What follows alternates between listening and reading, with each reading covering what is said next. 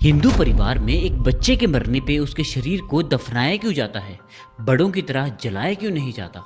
एक ही धर्म में ऐसी अलग अलग मान्यताएं क्यों। गरुड़ पुराण में ना इसके बारे में डिटेल में बताया है। इसके 10वें अध्याय में लिखा है कि अगर किसी बच्चे की मृत्यु उसके मुंडन या चूड़ाकरण मतलब फर्स्ट हेयर कटिंग सेरेमनी या जनेऊ संस्कार से पहले हो जाए तो सबसे पहले देखा जाएगा कि उसकी मृत्यु गंगा के तट के पास हुई है या नहीं। अगर हुई है तो शव को गंगा जी में बहा दिया जाएगा और अगर कहीं और हुई है तो शव को धरती में दफना दिया जाएगा। पर इसका रीजन क्या है, ये समझने के लिए हमें ये समझना होगा कि अग्नि संस्कार होता क्यों है। गरुड़ पुराण बताता है कि बड़े होने पर हर व्यक्ति अपने कर्मों के आधार पर मृत्यु लोक की मोह माया में फंस जाता है और जब उस व्यक्ति की मृत्यु हो जाती है तो उसकी आत्मा को वो शव त्याग के कर्म फल के अनुसार अपनी यात्रा को आगे बढ़ाना होता है। लेकिन कुछ आत्माओं को मोह माया इतनी प्यारी होती है कि वह आगे नहीं बढ़ना चाहती और वापिस अपने पिछले शरीर में जाने की कोशिश कर सकती है। इसलिए हर मृत शरीर की नाक, कान और आंखों में रुई भर के उन्हें बंद कर शव को जला दिया जाता है ताकि ऐसा ना हो सके। लेकिन एक बच्चे ने मोह माया में कदम नहीं रखा होता। उसकी आत्मा पवित्र और निर्दोष होती है, उसे अग्नि की शुद्धि की जरूरत ही नहीं होती, इसीलिए उन्हें अग्नि संस्कार की भी जरूरत नहीं होती। और यही कारण है कि महान साधु संतों के शरीरों को भी जलाया नहीं जाता बल्कि दफनाया जाता है। पता है, इस सीरीज में हम ऐसे ही हिंदू